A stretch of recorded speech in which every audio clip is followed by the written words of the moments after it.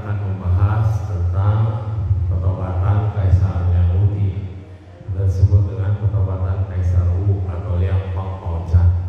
Ya, karena baru kemarin saya di Taman Sari sudah sekian lama banget nggak pernah baca Liang Hongpao-chan, baru baca lagi. Dan dari pertama kali di Taiwan sering diadakan upacara Liang Hongpao-chan. Buat orang Taiwan, mereka ngerti artinya, mereka menikmati, mereka enjoy. Tapi buat orang Indonesia, bukunya nggak ada terjemahannya. Makanya kita bersyukur tim translator Tipitaka Mandarin sudah menerjemahkan untuk Wihara Myopa. Jadi saya pinjam dari buku Pertobatan Kaisar Wu dari Liang, ya, Wihara Myopa, ya. Nah, jadi kita baca biar ngerti artinya. Karena biasa orang mengadakan Liang Hongpao-chan, kalau dulu di Chungpo itu biasanya raja-raja, kaisar, terus juga keluarga dan orang-orang besar, bahkan saudagar-saudagar. Biasanya kalau kemarau panjang atau kalau ada halangan, kalau ada meninggal dunia, mereka membuat sembahyang Pao-chan. Yang paling besar adalah Liang Hongpao-chan. Karena dari kaisar sendiri, yaitu Kaisar Liang Wuti. Kaisar Liang Wuti ini seumur hidup dia lebih ke arah hidupnya, ya, lebih ke arah spiritual, lebih ke arah mau menjadi biksuni daripada beliau jadi raja.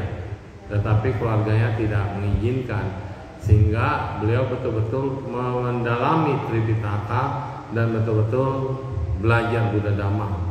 Dan sebetulnya vegetarian Mahayana dimulai dari beliau juga. Nah, si konsep Bodhisattva Sila juga disusun oleh zaman masa beliau.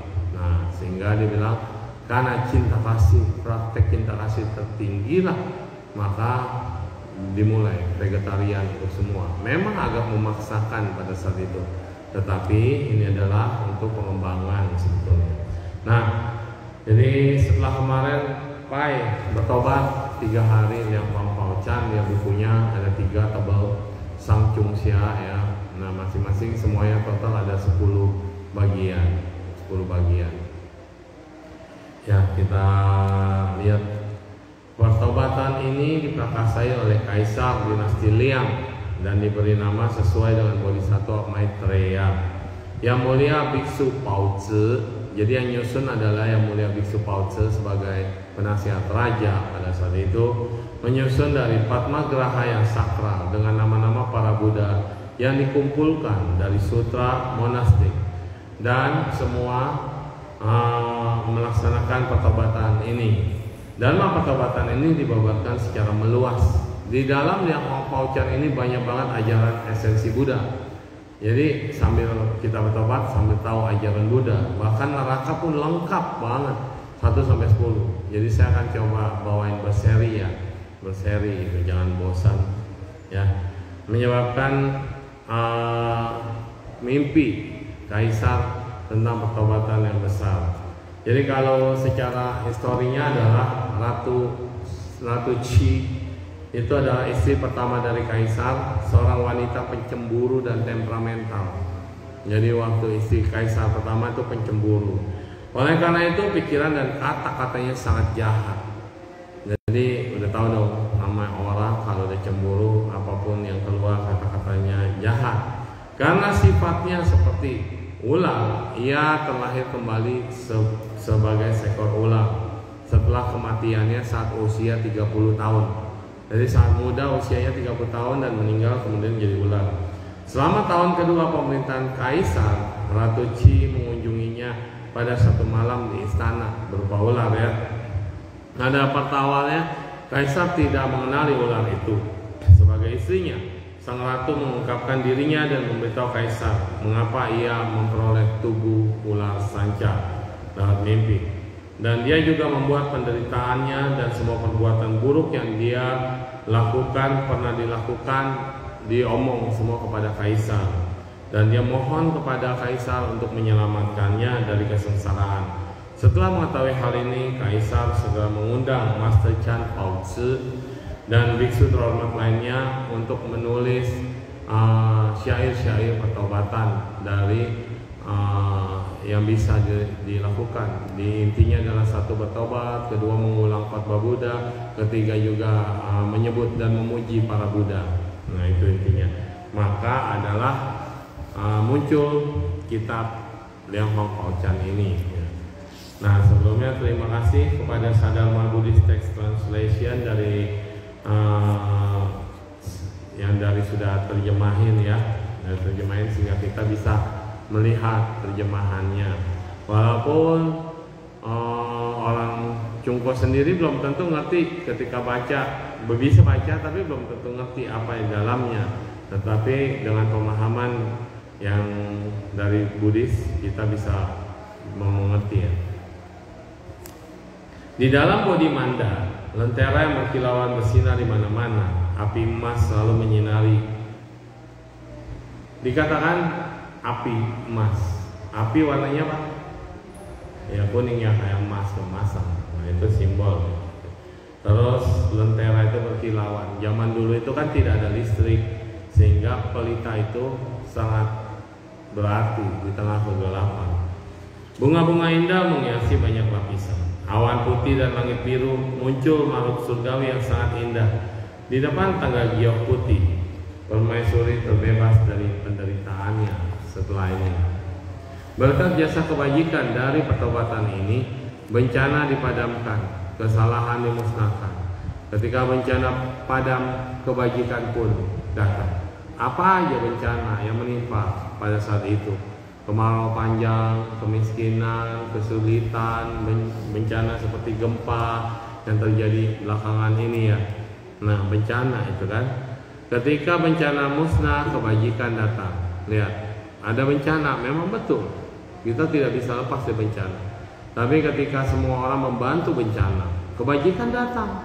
Semua orang berbondong-bondong untuk melakukan kebaikan apapun yang bisa dilakukan. Inilah ada manfaatnya, bukan manfaat dari bencana ya, ada manfaatnya kita tersentuh, ada satu bencana kita kembali membantu saudara dan yang lainnya. Namanya kebajikan sudah tiba untuk saling membantu dengan ketulusan. Ketika kesalahan dimusnahkan, berkah tumbuh keluar. Kesalahan dimusnahkan, pasti ada berkahnya. Orang boleh salah, tetapi dari salah itu kita belajar apa maknanya, apa manfaatnya, apa hikmahnya gitu bahasanya ya. Maka berkah tumbuh keluar dari kesalahan. Jadi artinya orang bilang jangan takut berbuat salah, tapi takutlah berbuat jahat.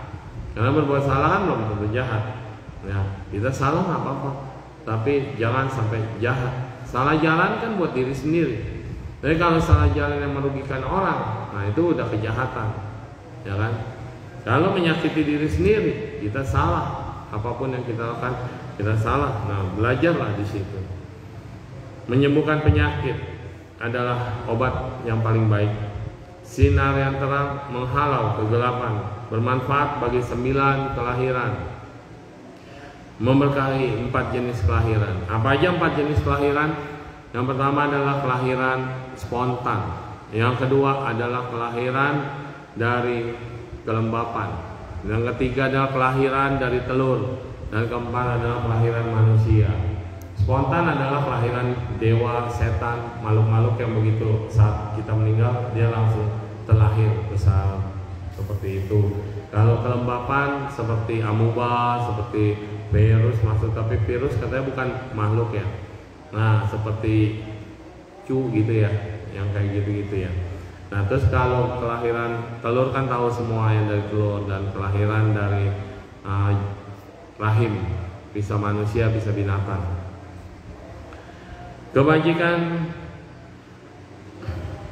Kebajikan tidak terukur, melebihi segala pujian. Untuk memulai upacara pertobatan ini, kami bernamaskara dengan hormat kepada Samantabhadra Bodhisattva, Raja dari keagungan perilaku. Kenapa? Dari segala bodhisattva yang memiliki perilaku yang luar biasa, tekad yang semangat dan niat yang tulus, itu adalah Pusyen Pusa Samantabhadra Bodhisattva. Ya, dia biasanya naik di atas gajah. Di wihara kita kayaknya nggak ada. Di wihara Sushyenman ada, ya Samantabhadra. Lalu kita bernama sekarang. Ada seorang bodhisattva yang duduk dalam posisi lotus penuh. Namanya adalah Samantabhadra. Warna tubuhnya seperti giok putih, sangat putih, memancarkan 50 jenis terang dengan 50 warna yang berbeda-beda. Sebagai pancaran yang memancar dari sekeliling lehernya.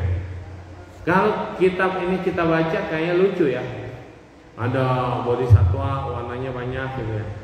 Dulu kan nggak ada LED, nggak ada lampu juga. Dulu nggak ada teknologi warna.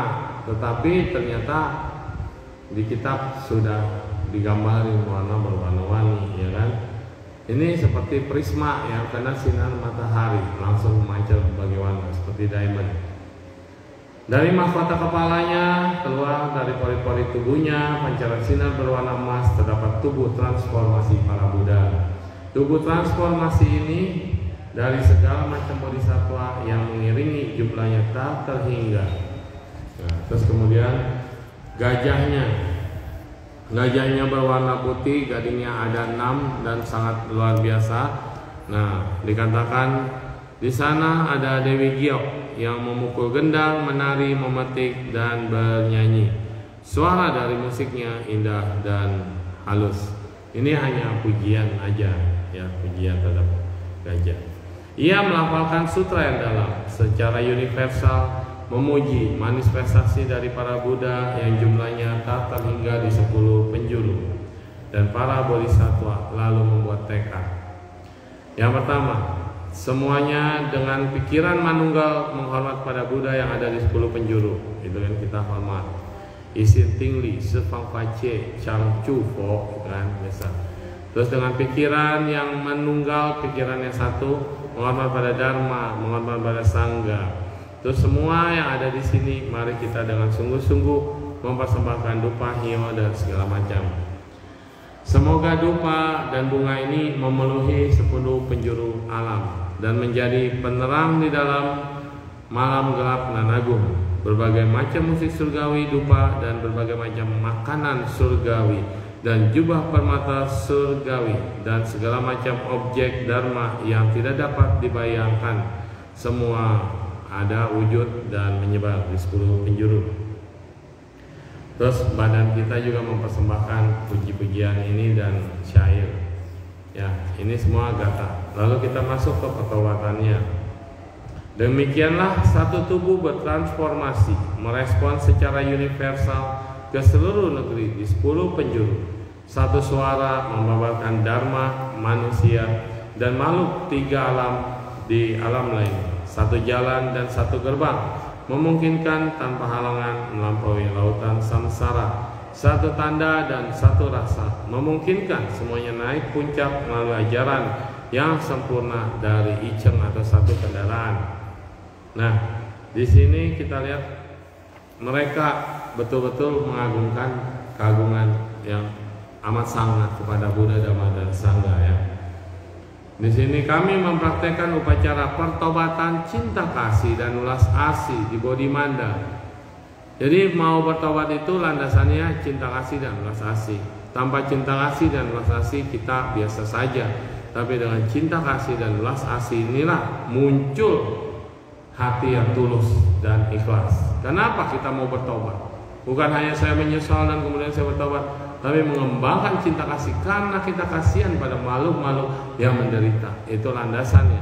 Jadi pertobatan ini bukan hanya kita sendiri yang bertobat, tetapi mengajak makhluk lain dan semua yang pernah punya kesalahan, karena dalam kitab ini semuanya diajak untuk bertobat, ya. Nah, dengan sepenuh hati kamu memberikan dupa, bunga, dan segala macam, menyadari bahwa segala waktu yang telah berlalu karena kesalahan yang pernah dilakukan, maka kami menyesal. Satu kerusakan kecil pada mata kita yang sakit dapat menyebabkan kita dapat melihat bunga di angkasa. Katanya. Satu gelembung kecil di lautan dapat menyebabkan gulungan ombak dan di lautan delusi yang penuh badai. Satu gelombang kecil di lautan. Kita sejak lama menentang samadhi dari satu realitas. yaitu realitas yang melihat semua objek demikian adanya. Satu pikiran tentang kegelapan batin telah membuat kita melepaskan semua kendali, menyebabkan pikiran kita terpenuhi oleh 3 racun, loba, dosa, dan moha, yang membuat kita melakukan segudang bentuk karma. Hal ini telah membuka pintu dari 84.000 kekotoran batin dan mengembangkan ratusan ribu rintangan dari kekotoran batin. Sama seperti gajah liar yang tidak terkendali, kita telah memanjakan diri dengan nafsu keinginan, seperti ngengat yang terbang menuju kobaran api atau laron kena lampu. Kita mengejar kondisi yang bersifat ilusi, kesalahan yang telah dikumpulkan menumpuk setinggi gunung, dan karma kita mengalir sedalam samudera. Sedikit demi sedikit akar kebajikan itu yang sangat sedikit, kami takut bahwa kami tidak dapat menghindari buah dari kejahatan kami. Sekarang kami akan dengan tekun melatih diri dan memperbaiki pikiran kami. Selalu umat Buddha diajak yang pertama pikiran dulu, pikiran, pandangan harus benar. Secara eksternal kami mengendalikan kondisi luhur dari upacara namaskara. Jadi kenapa harus ada painya itu sampai namaskara? Karena upacara namaskara ini adalah upacara yang luar biasa, agar kami bisa merasakan malu dan penyesalan yang sangat mendalam, atau hiri dan otapa ya. Kemudian kita berkumpul bersama dalam persamuan yang murni ini untuk membaca pertobatan ini. Semoga para Buddha dan para Bodhisattva mengasihi kami dan kami selalu bernamaskara dengan nama Buddha. Maka mulailah pertobatannya ya, pertobatan dengan menyebut nama 7 Buddha sebelumnya, lalu kemudian kita bernamaskara setiap nama 1 Buddha. Lalu kita mulai masuk ke dalam pembahasan. Maitreya, Sang Lokananta, penuh dengan cinta kasih dan welas asih yang tidak pernah putus sampai akhir waktu, menginspirasi judul dari upacara pertobatan ini adalah bagaimana judul ini ditetapkan. Dengan berlindung pada perhatian penuh dari Sang Lokananta, kami berniat untuk melindungi 3 permata, memudarkan kekuatan marah si jahat, dan menundukkan mereka yang arogan, yang memiliki kesombongan yang berlebihan.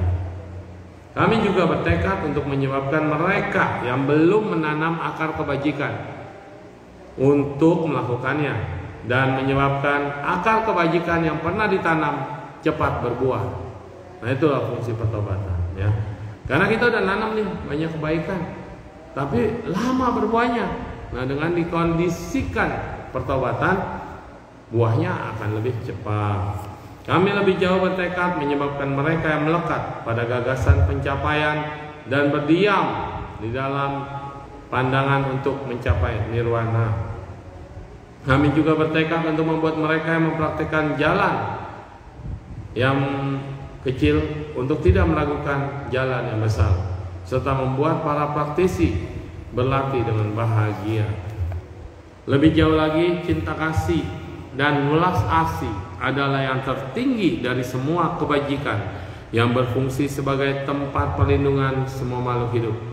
Dengan adanya cinta kasih dan welas asih, semua akan merasa nyaman, aman, tenang, dan berumur panjang.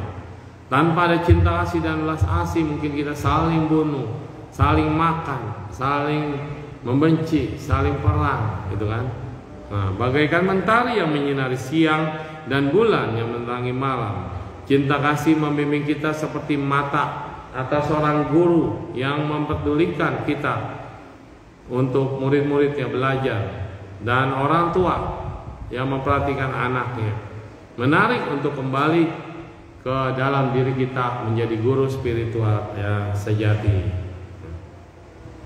Cinta kasih dan welas asih terhubung lebih dalam dari hubungan kita antara saudara-saudara. Mereka menemani kita dari kehidupan ke kehidupan tanpa pernah meninggalkan kita setelah kematian. Cinta kasih dan welas asih 2. Jadi dikatakan se cinta kasih, p welas asih, maka digabung jadi sepe compassion bahasanya. Ya, jadi se maitri, p pei karuna, digabung jadi sepei, harus ada sepei gitu ya. Kita membawanya dan menamakan meditasi cinta kasih dan belas asih sebagai judul dari pertobatan ini.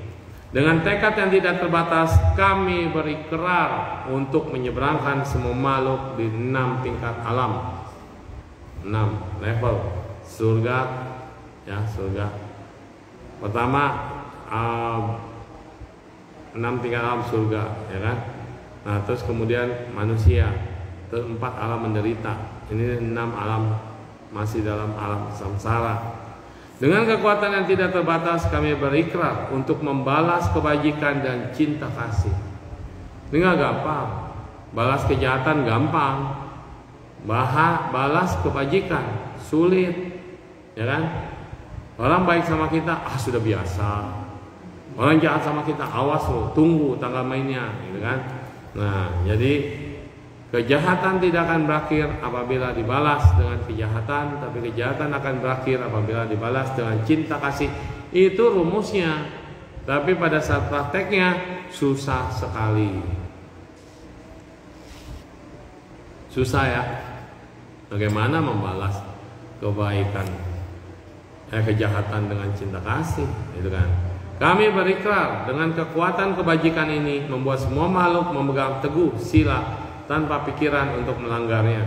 Dengan kekuatan kebajikan ini kami berikrar bahwa semua makhluk tidak akan mengembangkan pikiran arogan terhadap guru dan orang yang dituakan. Sang se atau se, lao se, ya, atau tao se, semua yang disebut dengan se, guru, ji se juga termasuk, atau orang-orang yang dituakan, ya. Ini harus kita hormati. Dengan kekuatan kebajikan ini kami berikrar. Ikrar ini lebih kuat dari tekad, bahwa semua makhluk tidak akan memunculkan pikiran kemarahan. Sulit kan? Sulit. Kita doain semua makhluk supaya jangan marah, tapi kita sendiri marah. Bagaimana? Maka di sini kita punya tekad. Bagaimana supaya makhluk lain tidak marah? Lah kalau saya marah sama orang, orang marah sama saya enggak? Nah gitu. Kalau saya tidak membuat orang marah, maka orang tidak marah sama saya, gitu kan? Kebencian juga tidak dimunculkan sehingga posisi mereka bahagia dalam kehidupan. Dengan kekuatan kebajikan ini kami berikrar bahwa semua makhluk tidak akan saling iri. Tadi benci, marah, iri sekarang. Iri ya, tidak saling iri, melihat orang lain lebih baik. Kami berikrar bahwa kekuatan kebajikan ini membuat kami tidak pelit dalam memberikan kekayaan kami. Harus dermawan. Dermawan ini bukan muncul karena terpaksa, tapi orang yang sudah terbiasa memberi, dia akan dimudahkan dalam hidupnya. Kenapa? Dia memudahkan orang. Siapa yang memudahkan orang akan dimudahkan. Siapa memuliakan orang akan dimuliakan. Siapa menyusahkan orang akan disusahkan. Kan itu rumusnya ya. Nah, kami berikrar bahwa semua makhluk memupuk berkah, bukan hanya untuk diri mereka sendiri, tapi untuk semua yang kekurangan dukungan dan perlindungan. Dengan kekuatan kebajikan ini kami berikrar bahwa semua makhluk melatih 4 kebajikan. 4 kebajikan itu yang pertama adalah dana, yang paling mudah dana. Yang kedua adalah kata-kata yang penuh cinta kasih. Yang ketiga adalah memberikan manfaat bagi orang lain. Yang keempat adalah adaptasi satu demi lainnya untuk mendukung kebenaran. Ini adalah 4 kondisi, ya. Lalu kemudian 4 kebajikan bukan hanya untuk diri mereka sendiri, tapi untuk orang lain. Apa yang pertama? Dana. Yang kedua, ucapan penuh cinta kasih. Yang ketiga adalah memberi manfaat bagi orang lain. Dan yang keempat adalah beradaptasi, toleransi, paulung bahasanya gitu ya. Dengan kekuatan kebajikan ini kami berikrar bahwa semua makhluk akan bertekad dan peduli pada yatim piatu. Jadi dari dulu kita sudah diajarkan untuk care sama mereka, yang mereka, termasuk setan-setan yang yatim piatu. Banyak setan yang kesendirian, setan kesepian ada ya. Nah mereka yang hidup sendiri, mereka yang sakit, mereka yang dipenjara, sehingga mereka mendapat kedamaian dan kebahagiaan. Tuh, yang sakit, yang menderita, Dengan kekuatan kebajikan ini kami berikrar untuk menaklukkan dan menerima mereka yang perlu ditaklukkan dan diterima. Menaklukkan mereka yang perlu ditaklukkan. Ada orang arogan dikit, kita harus kasih sentil dikit biar dia bisa belajar dan mengerti mau bertobat. Dengan kekuatan kebajikan ini kami berikrar bahwa semua makhluk akan terus menerus mengingat dan mempertahankan tekad pencerahan dimanapun mereka berada. Kenapa tekad pencerahan itu harus selalu penting? Setiap hari, setiap malam kita harus bertekad, semoga saya mencapai pencerahan, semoga saya berubah, semoga saya tersadarkan. Ini kata-kata ini harus terus masuk ke alam bawah sadar kita, sehingga nanti lama-lama pikiran, ucapan dan perbuatan jadi otomatis akan mengikuti dari tekad ini, ya. Nah, maka semoga kita bisa mencapai pencerahan. Semoga semua makhluk suci dan makhluk biasa, baik yang terlihat maupun yang tidak terlihat, datang melindungi kami, membantu kami untuk kembali kemurnian kami melalui pertobatan, dan memenuhi semua harapan kami agar pikiran kami menjadi identik dengan pikiran semua Buddha, jadi sama, ya. Dan kami membuat ikrar ini dengan semua Buddha, semoga semua makhluk di 4 jenis kelahiran dan 6 tingkat alam mencapai pencerahan. Lalu kemudian kita berlindung pada Buddha, Dhamma dan Sangha, ya. Renungan nih, ketika kita masih muda, otot kita masih luas, kulit kita masih berkilau, auranya penuh vitalitas, tubuh kita ini tidak dapat mempertahankan semua ini. Tubuh yang lahir karena kondisi pasti layu dan binasa, tidak kekal, ya kan? Tubuh ini melalui kelahiran, usia tua, penyakit, dan kematian akan datang kapanpun tanpa pemberitahuan. Siapa yang bisa membebaskan kita dari penderitaan ini? Nah, ini adalah duka tentang badan jasmani. Bahwa kita menyadari bahwa badan jasmani ini adalah duka, lahir, tua, sakit, dan mati, tidak kekal, ucap, anicca, anitya.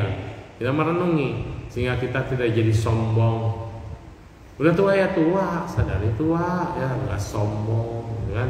Nah, udah lemah ya lemah, udah sakit ya sakit, tidak ngoyo, gitu kan? Kita bisa menerima sakit, tetapi kita tidak pasrah dengan sakit. Walaupun sakit masih bisa berbuat apa yang bisa kita berbuat. Ketika malapetaka datang tiba-tiba, nah ini bencana, kita tidak bisa lari, kita akan binasa. Ini renungan ya. Tapi kalau ini kejadian, ya sudah, bencana terjadi, kita mau kemana?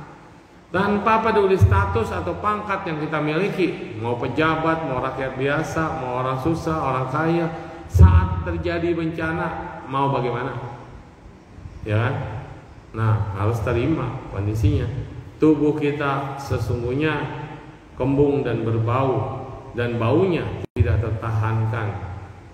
Jadi kalau terjadi banjir, itu orang korban-korban yang banjir akan jadi bengkak dan sangat amat bau sekali. Dan dulu pernah kita doain orang di kamar mayat karena tidak tahu identitasnya, tapi KTP-nya Buddha. Nah, jadi surat keterangannya Buddha. Jadi kita doain secara Buddha, tapi nggak tahu rumahnya di mana, saudaranya di mana. Itu bengkak, tubuhnya menjadi bengkak dan sangat bau sekali. Apa tujuan kita mencurahkan begitu banyak perhatian pada tubuh kita? Apabila kita tidak giat memupuk kebaikan, bagaimana bisa melarikan diri dari penderitaan ini? Itu ya, renungan tentang badan jasmani, ya, renungan. Status nggak ada apa-apanya, ya kan? Kematian pun akan menjemput. Lalu kita lihat, aku sekarang merenungkan bahwa hidup sama tidak kekalnya dengan embun pagi. Orang bilang embun, tahu netes, tahu lenyap, hilang. Yang hilang ketika matahari mulai terbit. Menjalani kehidupan dengan sedikit kebajikan, aku juga tidak memiliki kebijaksanaan cemerlang dari Ia yang agung. Aku juga tidak memiliki pengetahuan yang berwawasan luas dari para makhluk suci. Ucapanku tidak memiliki kelembutan, kemanusiaan, kepercayaan, dan cinta kasih. Aku tidak tahu kapan harus maju dan kapan harus mundur. Aku tidak tahu kapan harus mimpin, kapan harus mengikuti. Ini renungan dalam ya. Jadi sebetulnya kita lihat ucapan kita kayak gimana, perbuatan kita kayak gimana, terus bingung mau maju atau mau mundur dalam hidup ini, kayaknya banyak halangan, rintangan. Bagaimanapun dengan kekhawatiran ini, aku dengan rendah hati mengemban tugas untuk memimpin pertobatan ini dan mendorong setiap orang dengan penuh semangat untuk menerapkan upaya pertobatan ini.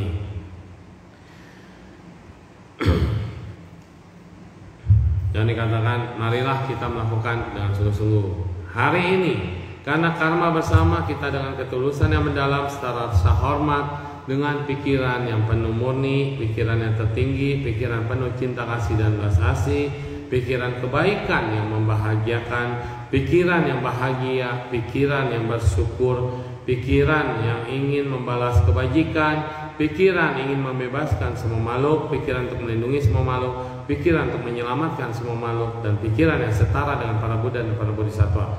Syairnya bagus ya. Dikatakan di sini ya syairnya. 今日道场，正业大众，一个英雄精心，不放一心，不放一心tidak menyerah. Ancu sin, pikiran yang tenang ya, ancu sin. Tak sin, pikiran yang besar. Sheng sin, pikiran yang berani. Tak zi, bei sin, pikiran yang penuh cinta kasih dan kasih sayang. Yao shan sin, pikiran yang bahagia. Le san sin bukan ya. Le san sin, pikiran yang bahagia dan happy. Huan si sin, pikiran yang penuh sukacita. Pao an sin, pikiran yang penuh dengan balas budi, ya kan? Tu i che sin, pikiran yang ingin menolong semuanya. Sohu i che sin, pikiran yang ingin melindungi semuanya, ya kan? Kyuhu i che sin, pikiran yang ingin menyelamatkan. Tung pusa sin, pikiran yang setara dengan bodhisattva. Teng runai sin, pikiran yang sama dengan tathagata. Ini jenis-jenis pikiran. Baca ini, pahamin ini, ngerti ini, udah ngerti, ini otomatis menjadi pikiran benar. Dan pikiran benar adalah poin paling kedua ya, setelah pandangan benar. Poin paling kedua dari 8 jalan utama. Maka dengan berpikiran seperti ini, maka pikiran benar sudah ada. Isin ceyuti toti fangi ko huang tisu. Oh ya, bahasa Indonesia aja ya. Nah, nggak ngerti juga sama. Dengan pikiran manunggal kami hormat dan bernama sekarang kepada seluruh kepala negara, raja-raja semua dihormatin. Maka menghormat para raja adalah satu berkah juga. Karena tidak semua orang bisa berhasil menjadi pemimpin tanpa ada paramita kebajikan. Jadi mereka yang sudah berhasil menjadi pemimpin sesungguhnya adalah mereka yang punya paramita lebih dari siapapun. Maka kita harus menghormati setiap pemimpin, baik pemimpin kita sendiri maupun pemimpin dunia. Ingat, jangan jelek-jelekin pemimpin sendiri. Ya, bernama sekarang kepada kepala negara, pemimpin, orang-orang yang baik, orang-orang yang baik loh, orang-orang suci dari segala bangsa. Tuh, pertobatannya begitu.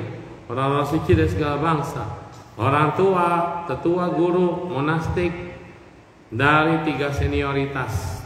3 senioritas itu Sang Chung Xia, kayak biksu, lalu stawira, lalu mahastawira, itu Sang Chung Xia ya. Nah, terus para penasihat yang baik dan tidak. Penasihat yang tidak baik pun kita harus hormati. Kenapa? Karena dia nasihat. Tidak baik itu karena dia punya pikirannya melenceng. Tapi sesungguhnya bisa menjadi penasihat negara sudah karena baik. Tapi salah jalan aja ya. Jadi orang-orang yang udah pimpinan-pimpinan ini adalah berkahnya sungguhnya luar biasa. Makanya kalau mereka menjadi pemimpin yang baik dan lurus, luar biasa.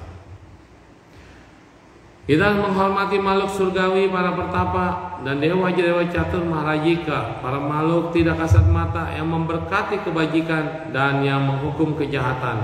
Para makhluk tidak kasat mata yang menjaga dan melindungi mereka yang memegang teguh sila, winaya dan mantra. Para naga raja di 5 penjuru, para dewa dan naga serta makhluk lainnya di 8 divisi Tianlong Papu, ya, Tianlong Papu. Juga semua makhluk yang hidup di air, udara, dan daratan di 10 penjuru yang jumlahnya tidak terhitung. Ini penghormatan ini kepada semua makhluk dari yang pertama posisi pemimpin, orang suci, orang-orang sampai semuanya ya. Nih, kalau kita menghormat yang patut dihormat adalah berkah utama. Jangan lupa. Hari ini kita berada di sini karena karma bersama, merenungkan tentang mengapa kita harus melindung kepada Buddha, Dhamma, dan Sangha. Karena para Buddha dan para Bodhisattva dengan welas asih tak terhingga menyelamatkan semua makhluk tanpa kecuali.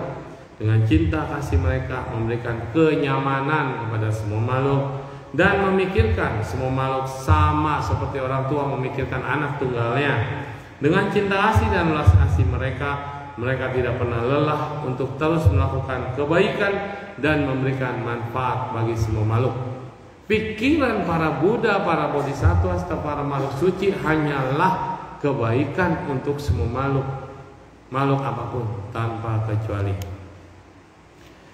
Jika makhluk hidup gagal untuk menjadi Buddha, mereka tidak akan mencapai Anuttara Samya Sambodhi. Inilah yang dikatakan mengapa kita harus berlindung pada 3 permata.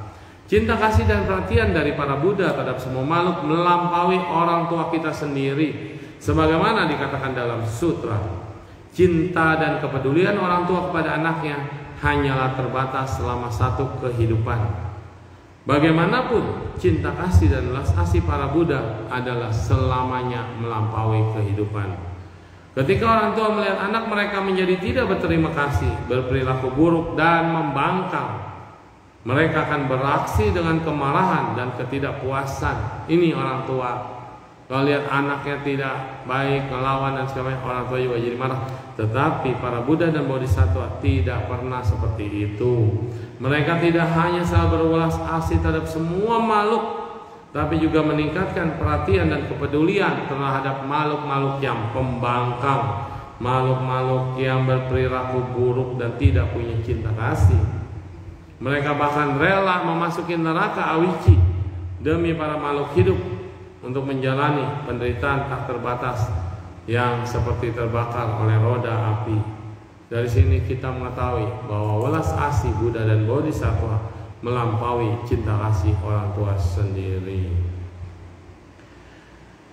Chu ta busa qin nian chung sen guo yu fu mu, ya, melampaui daripada cinta kasih orang tua. Selain itu, kebijaksanaan makhluk hidup ditutupi oleh kilesa atau kebodohan batin. Pikiran kita diselimuti oleh kekotoran batin dan kita gagal untuk berlindung dan bernaung pada Buddha dan Bodhisattva. Ketika kita mendengar ajaran dari para Buddha dan Bodhisattva, kita tidak menerima keyakinan untuk menerima ajaran seperti itu. Bahkan lebih buruk, kita mungkin mengucapkan kata-kata kasar atau memfitnahnya, bahwa kita makhluk hidup tidak sadar dan tidak memperhatikan akan kasih sayang dan welas asih yang dilimpahkan kepada kita. Karena ketidakkeyakinan terhadap dasar hukum karma, makhluk hidup ini jatuh dan berputar di 3 alam menderita, yakni di neraka dan alam peta, alam binatang, menjalani penderitaan yang tidak terhingga. Setelah buah karma dari penderitaan itu selesai, makhluk hidup sementara terlahir dalam manusia, terhalang oleh indera yang tidak lengkap alias rusak, kekurangan dhyana samadhi, dan tidak adanya kebijaksanaan. Semua rintangan itu adalah karena kita tidak memiliki keyakinan. Anda boleh tidak percaya dengan Buddha, Dhamma, dan Sangha ya, kalau memang keyakinannya tidak di situ, nggak ada masalah. Tetapi jangan menjelek-jelekan atau memfitnah, apalagi bilang agama Buddha dulu begini. Saya dulu beragama Buddha, lalu hijrah, terus kemudian saya begini. Anda belum baca kitab sucinya. Kitab suci umat Buddha itu 1 lemari, bahkan banyak umat Buddha ya kagak lihat. Kitab sucinya nggak ada yang lihat, nggak ada yang tahu, bahkan megang juga enggak. Yang dipegang paling buku-buku kebaktian. Itu hanya bagian kecil. Jadi nggak bisa kita bilang saya sudah tahu semua ajarannya, lalu memfitnah, menjelek-jelekan, jangan. Mendingan nggak tahu ya diam saja. Kalau mau tahu ya belajar. Kalau udah tahu pusing 7 keliling, ya kan? Banyak. Tahu banyak susah praktek. pusing lagi, ya kan? Nah, jadinya ya udah yang bisa aja kita pelajarin. Hari ini kita karena harus punya keyakinan. Dari keyakinan memunculkan rasa simpati dan hormat, memperkuat dan meningkatkan tekad kita untuk memiliki rasa malu dan penyesalan, iri dan otapa. Malu untuk berbuat jahat, takut akan akibatnya. Dan takut akan akibatnya ini seperti menyesal. Dengan kumpulan karma dihancurkan, tubuh dan pikiran kita menjadi murni. Hanya dengan begitu kita dapat merenungkan untuk masuk ke gerbang keyakinan yang lebih dalam. Jadi pertobatan itu mutlak. Makanya Wira Mahayana paling banyak apa? Paichannya. Banyak bertobatnya. Udah bertobat pun begitu lagi. Tapi minimal masih mau lah bertobat. Tuh, burung hantu aja mau bertobat. Itu kelawar atau burung hantu? Jatuh. Nah, tuh dia mau bertobat. Pai sama Po. Ya. Nah, kemudian kita lihat. Sekarang berdasarkan kekuatan cinta kasih dan belas asih dari semua Buddha dan Bodhisattva, kita menjadi sadar dan memunculkan rasa malu dan penyesalan. Kami tidak berani melakukan apapun lagi untuk kedepannya, ya. Nah, udah keluar. Ya udah, bagus dia mau Paipo dia. Raufo dulu ya. Karena kita mungkin terlahir di alam neraka, alam peta dan alam binatang, mungkin, ya kan? Untuk itu kita mungkin saja terlahir di 3 tingkat alam dengan wujud laki-laki, wujud perempuan, atau lahir dengan ukuran besar atau ukuran kecil, atau naik dan turun dalam alam kelahiran, naik turun. Kita mungkin mengalami penderitaan yang tidak tertahankan, kita mungkin mengalami kebahagiaan, tapi kita jangan pernah kehilangan tekad dan kekuatan yang sudah kita bangun. Semoga semua melindungi kita dan menerima kita, membuat kita mempertahankan ajaran yang baik ini. Dan kami berlindung pada Buddha, Dhamma, dan Sangha. Pada hari ini kita semua dengan kesadaran penuh, makhluk seperti para dewa dan manusia telah terjebak dalam delusi karena dunia yang bersifat ilusi. Karena semuanya ilusi dan tidak nyata, maka tidak ada buah yang sebenarnya di antara para makhluk duniawi, karena semua hal adalah ilusi. Rapuh, hanyut, dan bersama arus karma, perubahan dan kelahiran kembali yang banyaknya tidak terbatas telah terjadi. Ini kita udah masuk ke dalam kesadaran tertinggi Cingkangcing, ya, bahwa segala sesuatu seperti mimpi, seperti ilusi, seperti gelembung, seperti listrik. Bahwa gini loh, kayak kita nonton film. Hidup ini kayak nonton film. Nanti nih kalau kita jadi dewa, kita ngelihat film kita sendiri, film kehidupan kita sendiri. Nanti kita akan lihat seperti ini, gitu kan? Kita nontonnya berapa jam? Tuh kayak ilusi kan? Hidup kita dari kecil diputerin filmnya. Lucu kali ya kalau kita nonton film kita sendiri, ya. Dan sekarang lupa, bener nggak? Ingatannya paling sepotong. Tapi kalau nanti tiba-tiba diputerin film kehidupan kita, oh ya cuma gitu doang. Atau udah meninggal. Jadi seperti ilusi aja, kayak ngimpi aja. Kayak baru kemarin lahir, atau udah mati, ya kan? Ini maksudnya. Dan kemudian karena para makhluk di duniawi tidak memiliki buah yang sebenarnya, kita tetap terperangkap dalam arus kelahiran dan kematian untuk waktu yang sangat lama. Karena terapung-apung dalam lautan penderitaan dan nafsu keinginan, itulah mengapa para Buddha dan para makhluk suci telah mengasihi semua makhluk seperti itu, supaya kita bisa lebih baik. Buddha Sakyamuni tidak hidup di dunia ini dalam waktu yang panjang. Ia merasakan simpati yang mendalam terhadap semua makhluk yang menjalankan kehidupan yang tidak kekal dan terus berubah, terapung dalam lautan penderitaan tanpa bisa keluar dari situ.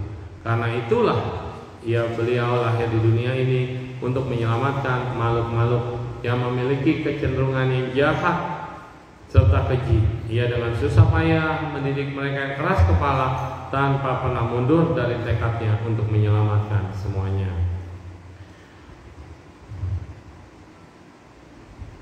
Rayut Pana Buddha Samukawas Sata Samadhi Sutra mengatakan, pikiran dari semua Buddha adalah tentang cinta kasih dan ulas asih yang agung. Semua makhluk yang menderita adalah subjek dari cinta kasih dan ulas asih ini. Suta udah ngomong kayak gitu. Kalau kita tidak yakin dan kita tidak percaya dan kita tidak jalani, ya akhirnya kita makin jadi orang yang keras, jadi orang yang kaku, jadi orang yang tidak mengerti bahwa sesungguhnya semua makhluk itu ingin disayangi dan ingin dikasihi. Para Buddha akan berduka dan menangis tanpa merasakan kedamaian, walaupun hanya sesaat jika melihat makhluk lain menderita. Katanya Buddha tidak kegoncangan. Iya, betul tidak kegoncangan. Tapi rasa ulas asihnya itu loh, nggak tega gitu, ngerti nggak? Buddha memiliki keseimbangan, betul. Dia tidak akan jatuh karena penderitaan makhluk lain. Tapi karena melihat banyak makhluk yang menderita, Buddha semakin mengeluarkan tekadnya untuk menyelamatkan semuanya dan memperoleh kedamaian dan kebahagiaan bagi semua makhluk. Itu adalah tekad mereka. Semua Buddha mengajar dan menyeberangkan semua makhluk dengan setara dan kebijaksanaan. Kalau kita berbicara tentang semua makhluk, artinya semua manusia bukan? Semua manusia. Ada pilih kasih hanya cuma umat Buddha? Tidak. Kalau semua makhluk, termasuk setan, semua makhluk? Iya. Jin, dedemit? Iya. Neraka? Iya. Karena itu adalah semua makhluk, termasuk para dewa pun harus dibantu.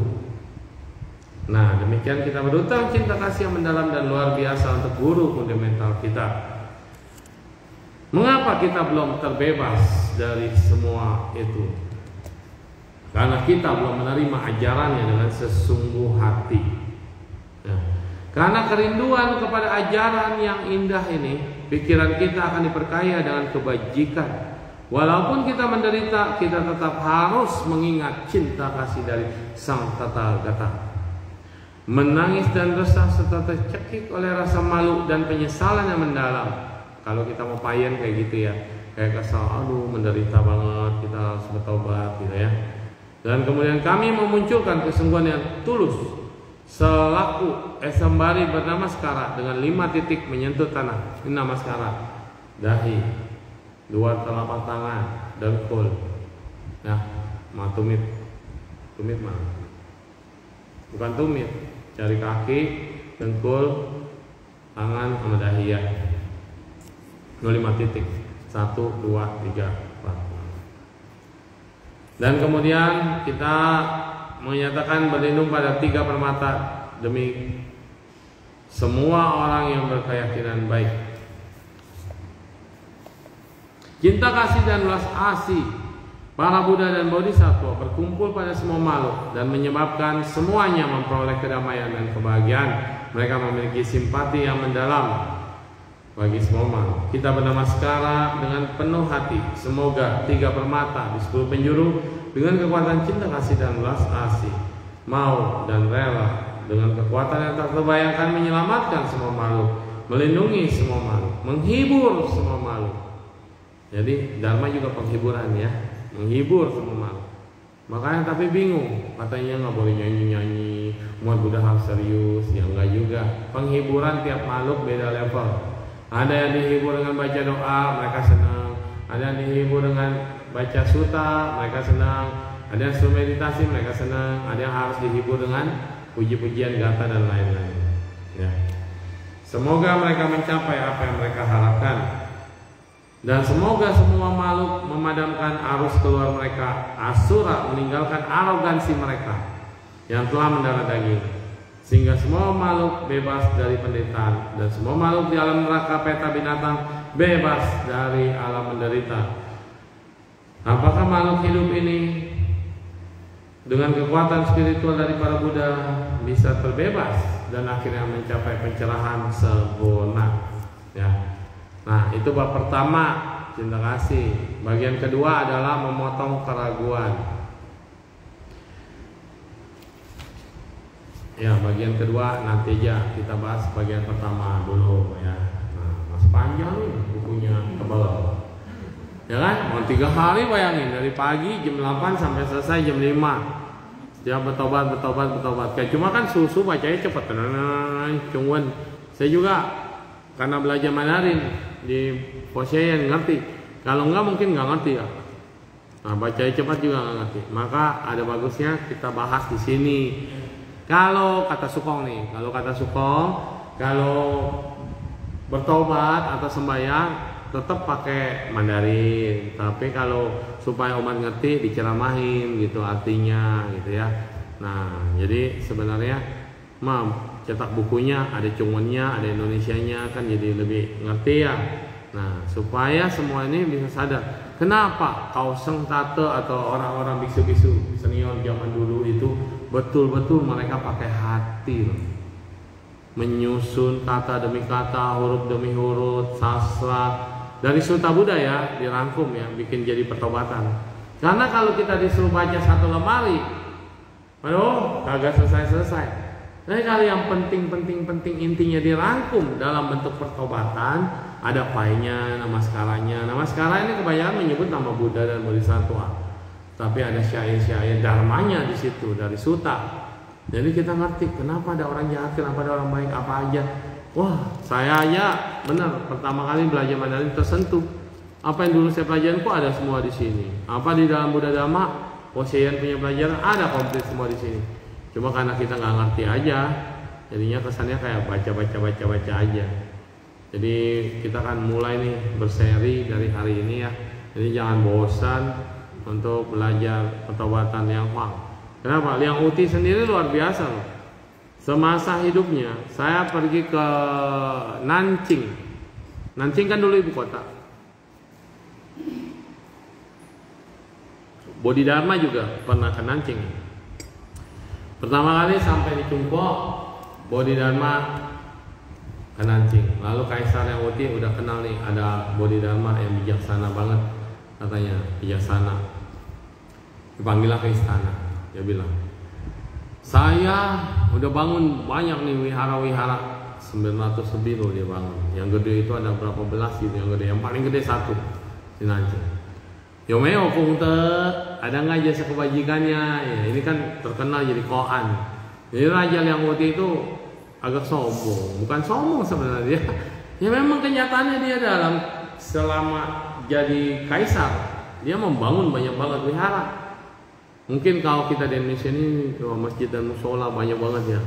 Zaman dulu ya wihara yang dibangun, wihara dan catia yang dibangun ya.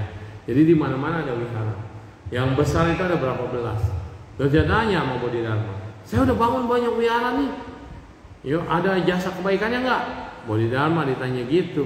Dia bilang, Meyo Kungte, nggak ada. Kosong. Kesel dong, marah. Orang raja loh, udah berjasa besar banget buat perkembangan Buddha Dhamma. Dia bilang nggak ada jasa kebaikan.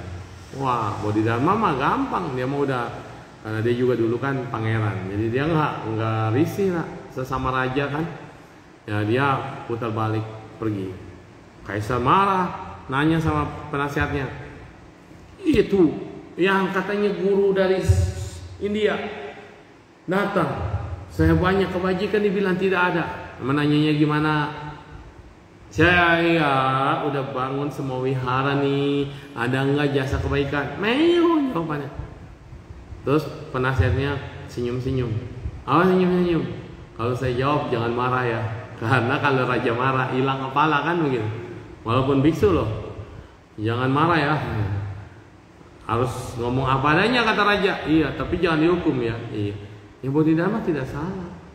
Ketika kita sudah mengingat kembali kebaikan kita dan bertanya, itu saya loh yang bangun, punya saya, milik saya. Ya Bodhidharma kan dia pemeditasi Zen, segala satu fangkong semuanya dikosongin, termasuk kebaikanmu saat ini apapun tidak ada, supaya tidak ada pamrih, supaya tidak keadaan akuan. Aku milikku, punyaku, aku yang bangun, aku yang berjasa, aku yang udah berjuang. Jadi ini mau kanpo wozi, mau menghancurkan keakuan, maka dia bilang tidak ada. Jadi tidak salah. Ya, Fisiknya memang kaisar sudah membangun. Dan saat kaisar bertanya, saat kaisar ngomong, saya sudah membangun banyak ratusan miliar, ada nggak sedikit bibit kesombongan di situ?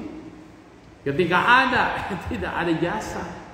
Makanya hanya memberi tak harap kembali. Itu lagu apa itu ya? Kasih ibu ya. Benar itu lagunya. Itu Fangfong. Hanya memberi tak harap kembali, bagai sang surya menyinari dunia. Itu lagu tentang perenungan Fangkong, tentang kosong, tanpa ada aku. Uwo, no I no me, ya kan? Hanya memberi tak harap kembali.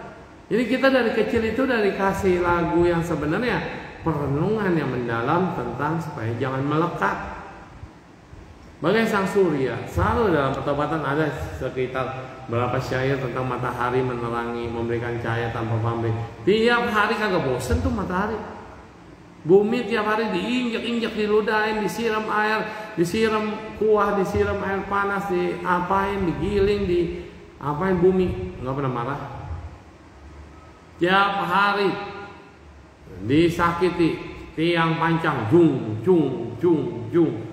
Tiap hari diberi dan kotoran. Tapi sekali bumi gerah, dia nggak marah, dia cuma ngulet dikit, kerek, gempa ya. Benar, bumi tidak marah, tetapi dia goyang dikit, kerek, gempa. Nah itu dia.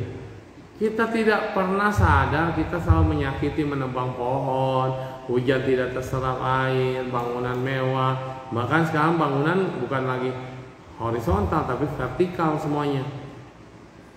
Beban satu luas tanah. Kalau apartemennya tingkat 60, bebannya berapa banyak itu satu lokasi. Belum kalau nyedot air pakai air tanah. Satu lokasi. Nah kalau semakin banyak bangunan bertingkat semakin banyak, ya kayak apa bumi kita? Nah lelah dia ya goyang lah, wajar. Dulu rumah satu lantai doang, sekarang rumah berlantai-lantai, puluhan lantai, pencakar langit. Pasak buminya itu dari ceker ayam dan semua yang sampai beton dalam-dalam. Bumi kita disakiti, diam-diam aja. Makanya dilihat lagu zaman dulu. Apa? Ibu Pertiwi. Ku lihat Ibu Pertiwi sedang bersusah hati. Itu susah hati, air matanya nangis jadi banjir. Goyang dikit ngulet-ngulet gempa bumi. Lagu ini udah lama banget dari kita kecil.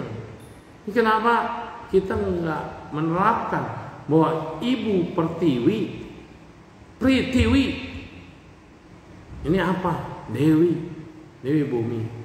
Di Tantra disebut Dewi Tara Hijau. Di kita disebut Dewi Sri atau dikatakan Pritiwi. Kalau orang Cuko nyebutnya Tuti Pakung, Dewa Bumi atau Dewi Bumi, Tutipo, yang menjaga bumi sedang bersusah hati, berduka. Dan kalau udah kena bencana mau kayak gimana? Kalau belum ada bencana, manusia begitu angkuh dan sombong. Inilah lingkaran samsara. Maka dari para Buddha dan para bodhisattva melihat ada sebab, ada akibat.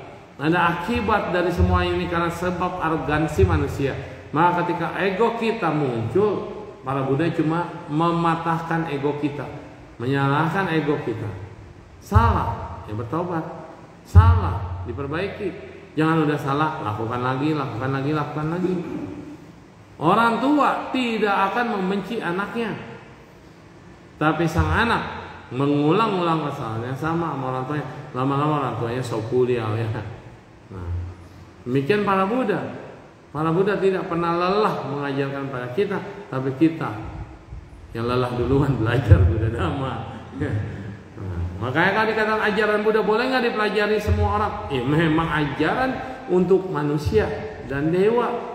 Artinya kalau kita merasa diri kita manusia, mau belajar kebaikan dari guru Buddha, walaupun Anda tidak anggap guru Buddha sebagai gurumu sendiri, no problem, tapi ajarannya relevan dengan dirimu, relevan dengan dunia ini, boleh dipraktekkan boleh belajar boleh, tanpa harus memeluk umat Buddha, nggak ada masalah.